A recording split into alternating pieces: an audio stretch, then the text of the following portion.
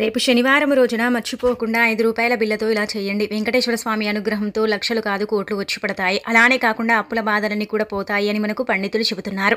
కాబట్టి ఏంటంటే గనకనండి శనివారం పూట చక్కగా ఈ పరిహారం ఆచరించండి. శనివారం ఈ పనిని చేయటం వల్ల చాలా అద్భుతమైన ఫలితం వస్తుంది. అలానే కాకుండా మన జీవితం అనేది మారిపోతుంది. చాలా మందికి కూడా అప్పు ఉందని బాధపడుతూ ఉంటారు కదా, అలాంటి అప్పుని తీర్చేసుకోవడానికి రూ. 5 బిల్ల పరిహారం అనేది చాలా చక్కగా ఉపయోగపడుతుందన్నమాట. చాలా మంచి రిజల్ట్ని కూడా మీకు తెచ్చిపెడుతుందని కూడా మనం ఏంటంటే చెప్పొచ్చు. కాబట్టి ఏంటంటే పరిహారాన్ని పరిపూర్ణ నమ్మకంతో చేయండి. అసలు ఈ పరిహారం ఎలా చేయాలి, ఎలా చేస్తే ఎలాంటి శుభ ఫలితం వస్తుంది అనేది తెలుసుకునే ముందు ఒక చిన్న రిక్వెస్ట్ అండి. వీడియోని పూర్తిగా చూడండి, నచ్చితే లైక్ చేయండి, కొత్తగా చూస్తున్నట్టయితే సబ్స్క్రైబ్ చేసుకోండి. ఇక మనం వీడియోలోకి వస్తే ఏంటంటే కనుకనండి శనివారం చక్కగా మనం ఉదయాన్నే లేచి ఇంటిని వాకిలిని శుభ్రం చేసుకుని అనంతరం వచ్చేసి ఏంటంటే స్నాన కార్యక్రమాలు చేసుకుని ఉతికిన బట్టల్ని ధరించాలి. అలా ధరించిన తర్వాత ఏంటంటే మనం ఇంట్లో దీపం పెట్టుకునేటప్పుడు కావచ్చు, ఒకవేళ వీలుంటే ఉదయం పూట దీపం పెట్టుకునేటప్పుడు కూడా ఈ పరిహారం చేయొచ్చు. కుదరకపోతే ఏంటంటే సాయంత్రం పూట కూడా మీరు ఈ పరిహారం చేయొచ్చు. ఎలా చేసినా సరేనండి, మీకుండే అప్పు అనమాట అది తీరిపోతుంది. అప్పనే కాదు, డబ్బుకు సంబంధించిన సమస్య నుంచి కూడా మీరు బయటపడగలుగుతారనమాట. మనకు కేవలం ఏంటంటే కనుక 4 రూపాయల బిల్లలు కావాలి. ఈ 4 రూపాయల బిల్లలు ఏంటంటే కనుకనండి మీకు మనకేంటంటే కనుక 40 లక్షలు వచ్చేలాగా చేస్తాయని చెప్పొచ్చు. ఎందుకంటే ఈ యొక్క పరిహారానికి అయితే చాలా చాలా శక్తి ఉంటుంది. 5 రూపాయల బిల్ల అంటాం కానీ 5 రూపాయల బిల్లకు ఉండే శక్తి అంత ఇంత కాదండి. డబ్బుతో మనం ఇప్పుడు పరిహారం చేస్తున్నాం కాబట్టి ధన సమస్య అనేది తీరిపోతుంది. రుణ బాధ నుంచి మనం బయటపడగలుగుతాం. ఆర్థికంగా మనకు బాగా కలిసొచ్చి చాలా అద్భుతమైన ఫలితాన్ని ఇచ్చే పరిహారం అని మనకు పండితులు కూడా చెబుతున్నారనమాట. కావున ఈ విధంగా అయితే మీరు ప్రయత్నించండి. ఎందుకంటే శనివారం పూట ఎందుకు చేయాలంటే కనుక వెంకటేశ్వర స్వామి పటం ముందు చేస్తే అధికంగా ఫలితాలు వస్తాయని కూడా చెప్పడం జరుగుతుందన్నమాట. కాబట్టి వెంకటేశ్వర స్వామి పటం ముందే చేయండి. ఇలా చేయటం వల్ల ఏంటంటే చాలా వరకు కూడండి అప్పుల బాధలు అనేవి తొందరగా తీరిపోతాయి. ఆ 7 కొండల వారు ఆ వెంకటరమణ ఏంటంటే మన అప్పు అనేది తీర్చడానికి అవకాశం అనేది అధికంగా ఉంటుందన్నమాట. అలానే కాకుండా ఇంకొకటి ఏంటంటే కనుకండి మన మానవ జీవితంలో మనం సంపాదించిందో మిగలకరో లేకపోతే ఏంటంటే మనకు అవసరం ఉండే ఏంటంటే మనం అప్పుని చేస్తూ ఉంటాము. ఆ అప్పు ఏంటంటే వడ్డీల మీద వడ్డీలు పెరిగి అప్పు కట్టలేక ఇబ్బంది పడిపోతూ ఉంటాం. కొంతమందికి వేలల్లో అప్పు ఉంటే, కొంతమందికి లక్షల్లో అప్పు ఉంటుంది, కొంతమందికి కోట్లల్లో అప్పు ఉంటుంది. అయినప్పటికీ కూడా ఏంటంటే చాలా బాధపడిపోతూ ఉంటారు, ఇబ్బంది పడిపోతూ ఉంటారు. అప్పుని ఎలా తీర్చుకోవాలో అర్థం కాక అంటే నానా రకాలుగా ఏంటంటే పరిహారాలు చేస్తూ ఉంటారు. అయినప్పటికీ కూడా ఏంటంటే వారికి ఆ పరిహారాలు అనేవి అంటే సిద్ధించవు, ఫలించవు. కొంతమందికి పరిహారాలు, కానీ ఈ పరిహారం ఏంటంటే అందరికీ సిద్ధిస్తుంది. అందరికీ కూడా ఏంటంటే ఈ పరిహారం అనుకూలించుటకు జరుగుతుందని కూడా చెప్పడం జరుగుతుంది. కాబట్టి తప్పకుండా ఇలా ఆచరించండి. ఇలా ఆచరించడం వల్ల అయితే చాలా మంచి రిజల్ట్ అనేది వస్తుందన్నమాట. మీకేంటంటేనండి జీవితంలో అధికంగా అప్పుల బాధలు ఉండేవారు, కోరికలు తీరడం లేదని బాధపడేవారు ఖచ్చితంగా శనివారం పూట ఒక్క పిండి దీపారాధన పెడితే చాలు, వెంకటేశ్వర స్వామి అనుగ్రహం అనేది సులభంగా కలుగుతుంది. ఆ తర్వాత దీపారాధన చేసిన తర్వాత తులసి దళాలను ఖచ్చితంగా 2 తులసి దళాలనైనా సరే స్వామివారికి సమర్పించుకోవాలి.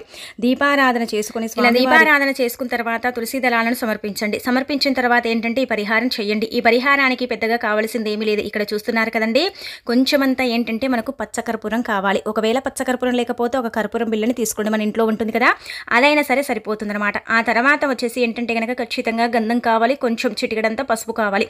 ఆ తర్వాత 5 రూపాయల బిల్లలు 4 కావాలండి. ఈ 4 తీసుకోండి.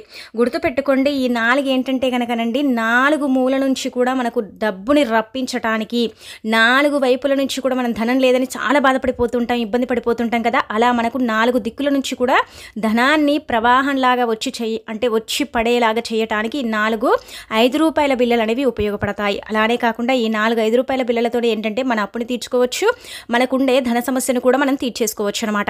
ఇలా మీరు తీసేసుకున్న తర్వాత ఏంటంటే కనుకనండి ఒక స్పూన్ అంత గంధము, అలానే కాకుండా అందులో 1/2 స్పూన్ అంత పసుపుని కలిపేసి ఆ మిశ్రమాన్ని ఏంటంటే కనుక ఇక్కడ చూయించే విధంగా ఇలా పేస్ట్ లాగా చేసుకోండి.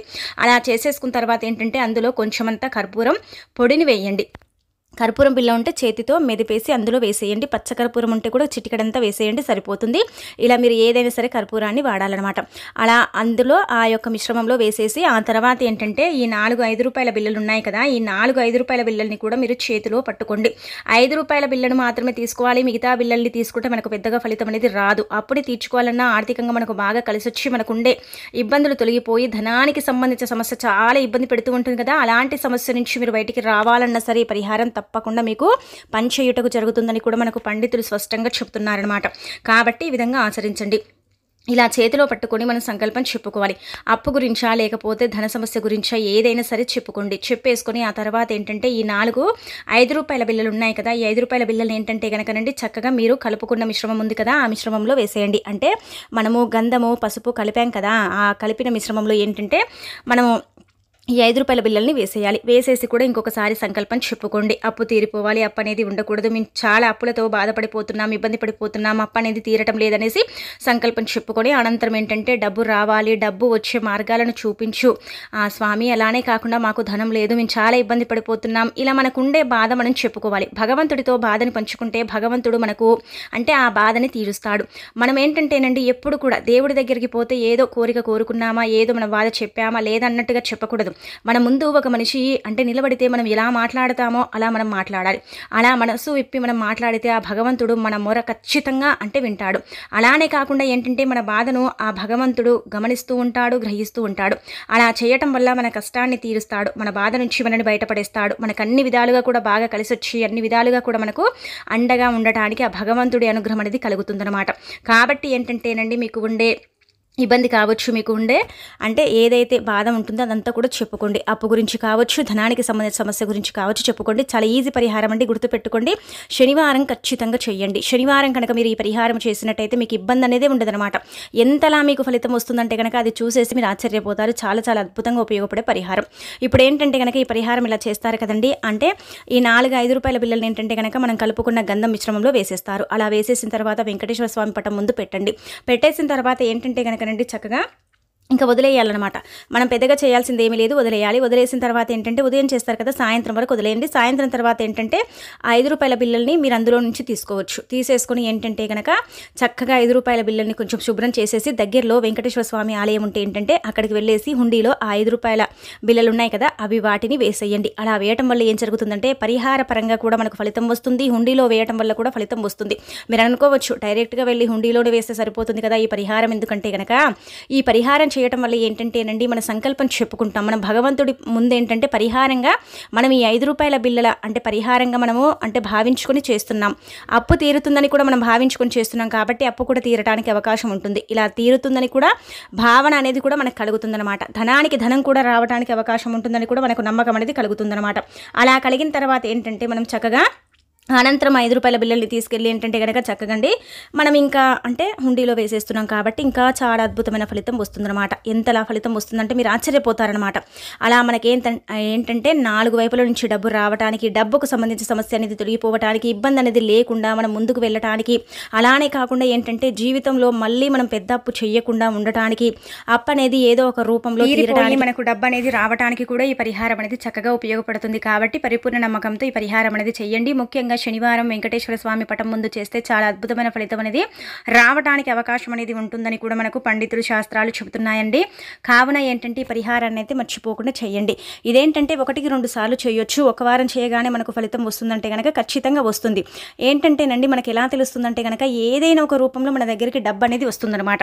అంటే ఒకటేసారి లక్షలు అయితే రావు, కానీ కొంచెం కొంచెంగా డబ్బుగా అంటే వచ్చేసి మన అప్పుని మనం తీర్చుకోవడానికి అవకాశం ఉంటుందన్నమాట. అంత చక్కగా ఉపయోగపడుతుందని కూడా మనకు శాస్త్రాలు చెబుతున్నాయి. కాబట్టి శనివారం పూట అయితే మర్చిపోకుండా చేయండి. మనం ఏంటంటే డబ్బుతో పరిహారం చేస్తే ఖచ్చితంగా అండి అప్పు అనేది తీరిపోతుందన్నమాట. ఎందుకంటే డబ్బు అప్పు కిందకి మనం పరిగణిస్తాం కాబట్టి అలాంటి అప్పుని తీర్చుకోవడానికి ఈ పరిహారం అయితే చాలా చక్కగా ఉపయోగపడుతుంది. అలానే కాకుండా ఏంటంటే ఈ పరిహారాన్ని శనివారం పూట చాలా మంది కూడా ఆచరిస్తారని కూడా చెప్పడం జరుగుతుందన్నమాట. మీరు కూడా నమ్మకంతో చేయండి. అలా చేసేసుకోవడం వల్ల ఏంటంటే మనకు కూడా ఏంటంటే అప్పు ఉంటే తీరిపోవడానికి కూడా అవకాశం ఉంటుందన్నమాట. అప్పులు అనేవి లేకుండా మానవ జీవితంలో మనకు ఉండే అప్పుకు వడ్డీ మనం కట్టుకోవడం ప్రారంభిస్తాం. అలానే కాకుండా అప్పుని మెల్లిమెల్లిగా అంటే తీర్చేసుకుంటాం. ఏదైనా సరే మనం ఏదైనా కొనుగోలు చేయాలనుకున్నా అప్పు చేసి కొనుగోలు చేసిన తర్వాత అది అమ్మాలనుకున్న మళ్ళీ అమ్ముడు పోకుండా ఇబ్బంది పడతాం కదా, అలా అమ్మైనా సరే అండి అమ్ముడు పోయి అయినా సరే మన దగ్గరికి డబ్బు వస్తుంది. 4 అంటే దిక్కుల నుంచి కావచ్చు, 4 వైపుల నుంచి కావచ్చు, 4 మూలల నుంచి కావచ్చు, ధనం అనేది మన చేతికి అందడానికి కూడా అవకాశం అనేది ఉంటుంది అని మనకు పురాణ గ్రంథాలు కావచ్చు, శాస్త్రాలు కావచ్చు చెబుతున్నాయి. కాబట్టి ఈ పరిహారం శనివారం పూట ఖచ్చితంగా ఆచరించండి. కానీ గుర్తుపెట్టుకోండి, ఈ మిశ్రమంలో వేసిన డబ్బుని మాత్రం మనం ఎట్టి పరిస్థితులు కూడా వాడుకోవచ్చు అంటే వాడుకోకూడదు. ఎందుకంటే స్వామివారి పేరు తీసుకొని మనం చేస్తున్నాం కాబట్టి అలా చేయడం వల్ల ఏంటంటే మనకు పాపం తగులుతుంది. కాబట్టి ఆ డబ్బుని తీసుకెళ్ళి మాత్రం ఖచ్చితంగా మీరు ఏంటంటే హుండీలో వేయండి. అప్పటికప్పుడు మీకు ఒకవేళ వేసే వీలు లేకపోయినా, లేదంటే మీరు అంటే తీసుకెళ్ళలేకపోయినా మీకు ఒకవేళ అంటే దగ్గరలో వెంకటేశ్వర స్వామి ఆలయం చాలా మందికి ఉండదు కదండి. అలాంటి వాళ్ళు ఏంటంటే ఆ డబ్బుని అలాగే ఉంచండి. ఆ యొక్క మిశ్రమంలోనే ఏంటంటే అలాగే ఉంచండి. కానీ చిన్న గిన్నెలో మాత్రమే చేసుకోండి. ఈ యొక్క అంటే 4-5 రూపాయల బిళ్ళలు ఆ గంధం మిశ్రమంలో మునిగేలాగా ఉంచేసుకోండి. ఇలా ఉంచేసుకొని 15 రోజులు కావచ్చు, నెల రోజులు కావచ్చు, 2 నెలలు కావచ్చు, 3 నెలలు కావచ్చు, అలాగే మనం పూజ గదిలో పెట్టుకోవాలి. అలా పెట్టుకున్న తర్వాత మనము అంటే తిరుపతికి వెళ్ళినప్పుడు కావచ్చు, లేదంటే కనుక ఎక్కడైనా సరే మీరు వెంకటేశ్వర స్వామి ఆలయానికి అంటే వేరే ఊరికి కావచ్చు, ఎక్కడికైనా వెళ్తూ ఉంటారు కదండి. అలా వెళ్ళినప్పుడు ఏంటంటే కనుక ఆ గంధంలో ఉండే 5 రూపాయల బిళ్ళని చక్కగా కొద్దిగా నీళ్ళని పోస్తే ఆ గంధం పచ్చిగా అయిపోతుంది. ఆ గంధంలో ఉండే 5 రూపాయల బిళ్ళలన్నీ మనకు వచ్చేస్తాయి. వచ్చిన తర్వాత వాటిని క్లీన్ చేయండి. చేసేసిన తర్వాత ఏంటంటే కనుక మీరు ఈ యొక్క అంటే ఈ 5 రూపాయల బిళ్ళని తీసుకొచ్చి హుండీలో వేసుకోవచ్చు. అలా కూడా ఇంకా మీకు అధికంగా ఫలితాలు వస్తాయి.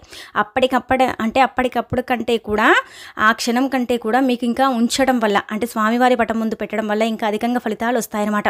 అలానే కాకుండా ఏంటంటే కనుక గంధం మిశ్రమం ఉంది కదండి, అదంతా కూడా ఎక్కడ పడితే అక్కడ పోయకండి. తులసి మొక్క దగ్గర కావచ్చు, లేదంటే మీ ఇంట్లో ఏదైనా మొక్కలు ఉంటే ఆ మొక్క మొదట్లో కావచ్చు పోసేసుకోండి. అలా చేయండి. కానీ ఎక్కడ పడితే అక్కడ పోయటం ఇలాంటివి మాత్రం అస్సలు చేయకండి. అలా చేస్తే ఏంటంటే మనకు పాపం తగులుతుంది. ఎందుకంటే దేవుడి ముందు పెట్టి మనం పరిహారం చేస్తాం కాబట్టి ఇంకా చాలా వరకు కూడా ఇబ్బంది కలుగుతుందన్నమాట. ఈ యొక్క చిన్న పరిహారం మీకు అన్ని విధాలుగా కూడా చక్కగా ఉపయోగపడుతుందండి. చాలా మంచి రిజల్ట్ తెచ్చిపెడుతుంది. దగ్గరలో వెంకటేశ్వర స్వామి ఆలయం ఉంటే అక్కడికి కూడా డైరెక్ట్గా వెళ్ళేసి ఇంకా మీరు ఇలా పరిహారం చేసేసి ఆ 5 రూపాయల బిళ్ళని శుభ్రం చేసుకుని తీసుకెళ్ళి కూడా వేసేసుకోవచ్చు. అలా కూడా అయితే మీకు మంచి జరుగుతుందన్నమాట. ఇక ఆ తర్వాత ఏంటంటే కనుకనండి శనివారం గుర్తుపెట్టుకోండి. మీకు ఎక్కువగా అప్పుల బాధలు ఉన్నాయనుకోండి, శనివారం ఏంటంటే నలుపు రంగు దుస్తువులను ధరించకూడదు, బూడిద రంగులో ఉండే దుస్తువులను ధరించకూడదు అనమాట. అలాగే బ్లూ కలర్లో ఉండే బట్టల్ని కూడా ధరించకండి. అప్పులు అధికంగా ఉండేవారు కావచ్చు, ధనానికి సంబంధించిన సమస్యలు ఉండేవారు కావచ్చు, శని బాధలతో ఇబ్బంది పడేవారు కావచ్చు, గ్రహాలు అంటే మీకు అనుకూలించగా ఏదైనా రాహుకేతు ప్రభావాలు ఉండేవాళ్ళు కావచ్చు, జాతకం బాలేక కూడా ఇబ్బంది పడేవారు కావచ్చు అండి. ఇలా ఏంటంటే ఈ 3 కలర్లో ఉండే బట్టలు ముఖ్యంగా శనివారం పూట మాత్రం అస్సలు ధరించకూడదు అనమాట. ఏదైనా ముఖ్యమైన పని కోసం వెళ్ళేటప్పుడు శనివారం పూట మనం ఏంటంటే గుర్తుపెట్టుకోండి, పసుపు రంగులో ఉండే బట్టలు కావచ్చు, లేదంటే ఆరెంజ్ కలర్లో ఉండే బట్టల్ని కానీ మీరేంటంటే ఏదైనా ముఖ్యమైన పని కోసం వెళ్తున్నారు, డబ్బుకు సంబంధించిన సమస్య గురించి కావచ్చు, లేదంటే ఏదైనా అప్పుని తీర్చడానికి డబ్బుని మీరు తీసుకొని వారి దగ్గరికి వెళ్ళేటప్పుడు కావచ్చు, అలానే కాకుండా ఏంటంటే ముఖ్యమైన భూముల కోసం కావచ్చు, ఏదైనా కొనుగోలు చేయడానికి ఏదైనా తెచ్చుకోవడానికి కూడా మీరు వెళుతున్నట్టయితే ఖచ్చితంగా అండి గుర్తుపెట్టుకోండి, ఈ 2 రంగులో ఉండే బట్టల్ని మాత్రం మీరు వేసుకొని వెళ్ళండి. వెళ్ళేటప్పుడు ఖచ్చితంగా ఏంటంటే కనుక స్వామివారికి ఏంటంటే పచ్చకర్పూరంతో కావచ్చు, నార్మల్ కర్పూరంతో కావచ్చు హారతినిచ్చి కనుక మీరు ఇంకా బయలుదేరితే తప్పనిసరిగా మీకు మంచి జరుగుతుంది. వెళ్ళే పని ఖచ్చితంగా సక్సెస్ అవుతుంది. మంచి విజయాన్ని సాధించుకోగలుగుతారు. మంచి విజయంతో మీ ఇంటికి రాగలుగుతారు.